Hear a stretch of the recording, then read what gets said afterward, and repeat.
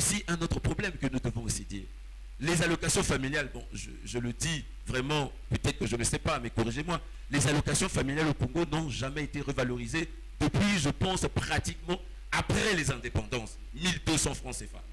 L'allocation familiale au Congo à un enfant. Le chef de l'État arrive dans des circonstances aussi difficiles. Crise économique, crise du pétrole, parce que le prix du baril de pétrole, nous tous on suit, Euronews a chuté. Le président de la République dit il décide de revaloriser les allocations familiales à 66%.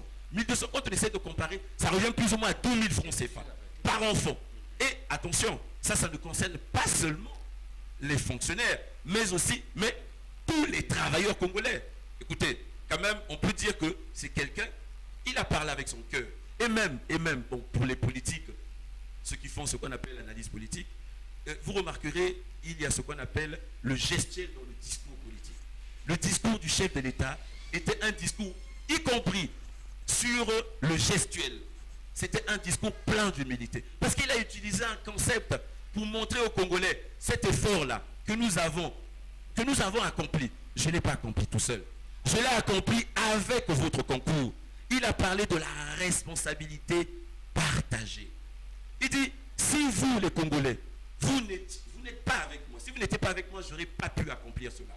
Et il a parlé encore surtout de la paix et de la stabilité. Évidemment, cette stabilité, on ne peut que, moi je pense pour ma part que augmentation, offrir une prime de transport aux fonctionnaires, bon, même si on a aussi nos frères étudiants, on a fait justement à ce propos une causerie débat avec les étudiants de l'université Marengo-Guapi, mais je pense que ça va venir, puisque le plus on voyage commence toujours par le premier pas, c'est un premier pas. Et offrir à l'ensemble des travailleurs congolais pratiquement 2000 francs par enfant, ceux qui en ont 10, ils vont avoir combien? Alors, pour équilibrer ce débat, il ne faut pas que un parmi vous ait plus de paroles. Alors, une petite parenthèse qu'on va ouvrir au niveau de les allocations familiales. Monsieur Bombo, vous avez des enfants, n'est-ce pas? Tout à fait.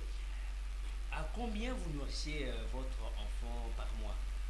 Écoutez, non. Combien de fonds vous pouvez évaluer? Non. Écoutez, l'évaluation ne doit pas se poser de cette façon.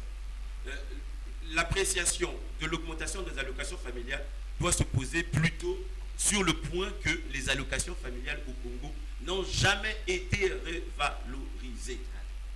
Depuis, je pense, mes aînés qui sont là, depuis l'après-indépendance, les allocations familiales n'ont jamais été augmentées.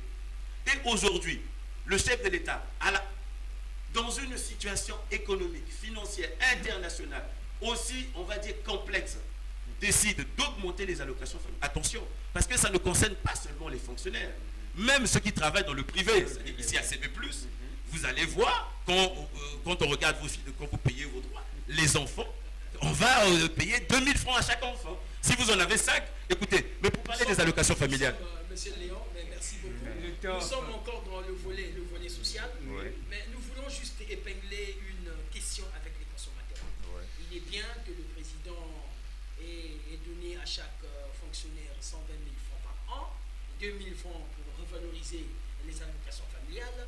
Est-ce que les consommateurs n'attendaient-ils pas que le président prenne des décisions en ce qui concerne l'eau, en ce qui concerne l'électricité? Non, ça a été dit depuis le discours du 31 décembre 2007. Exactement, puisque mais donc nous avions fait le point, nous avons pensé qu'il n'y a pas eu évolution. Voilà. Ça n'a pas comblé les attentes des consommateurs, à moins qu'on vive sur la Lune. Voilà. Si on est sur le terrain ici, nous pensons que tout le monde se plaint du fait qu'il n'y a pas suffisamment d'eau de bonne qualité, il n'y a pas d'électricité de bonne qualité. Vous voyez? Donc, ça n'a pas évolué. C'est pourquoi nous, lorsque nous avons tenu notre réunion, nous avons pensé que le président devait reprendre ce discours-là pour que nous puissions revoir ce qui n'a pas marché pour que nous atteignions ne fût-ce que la moitié de ce qu'il avait promis l'année dernière. Vous voyez, le couac se trouve à quel niveau? C'est ça le problème. Il ne faudrait pas qu'on avance sans faire le point de ce qui n'a pas marché. Vous voyez? Donc pour nous, c'est ça. Nous pensons qu'aujourd'hui, que ce soit vous, que ce soit mon frère, le politologue, je crois que hors micro, tout le monde se plaint. Mais il ne faudrait pas qu'on donne l'impression au président que tout marche bien. Vous voyez, nous sommes là pour dire, Monsieur le Président, vous avez un programme, c'est bien. Le programme a été conçu dans des bureaux, c'est bien. Mais ce programme doit être exécuté sur le terrain. Et le terrain a d'autres réalités que nous devons relever pour que vos techniciens puissent porter des correctifs. N'est-ce pas? Ça, c'est notre rôle. Okay. Mais malheureusement... Monsieur Léopold Boumard, vous êtes consommateur, 2000 francs qui s'ajoutent aujourd'hui. C'est une innovation quand même. Ça vous arrange hein, pour les enfants, n'est-ce pas? Bon, tout à l'heure, j'ai parlé du transport en disant ce n'est pas rien. Oui. C'est la même chose que je dirais pour les enfants. Mon frère vient de dire tout à l'heure que cela fait des années que la prime qu'on donne aux enfants, hein, disons, la prime, comment on l'appelle, l'allocation familiale, qui était de 1200, aujourd'hui près de 2000 presque. est passée à 2000. Oui. C'est une augmentation, c'est quelque chose qu'on ajoute à cette prime. Écoutez, il ne faut pas rejeter ça d'un Non, pas du tout. tour de bras. Non, il faut accepter, c'est déjà un effort que le chef de l'État a fait devant cette situation économique difficile. Il a fait un effort pour que nous ayons ça. Mais acceptons d'abord ça.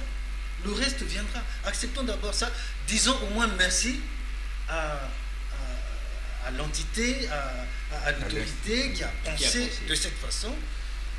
Disons déjà merci, ne serait-ce que pour l'encourager pour des victoires futures. D'accord.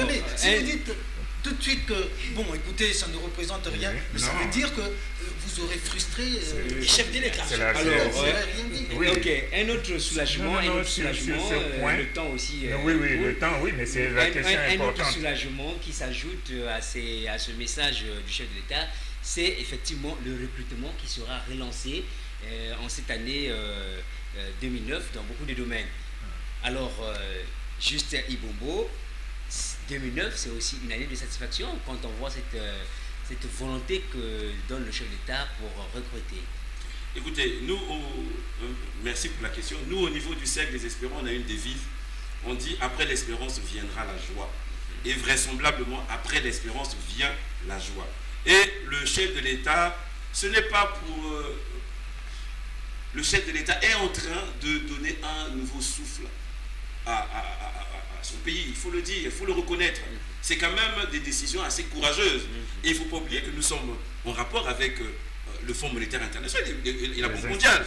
Arriver à prendre ce type de décision, on est tout en étant en rapport avec les institutions financières internationales, je vous assure, ce n'est pas évident. Ça veut dire qu'il a dû peser. Et il a certainement dû peser de tout son poids pour que ces mesures puissent passer.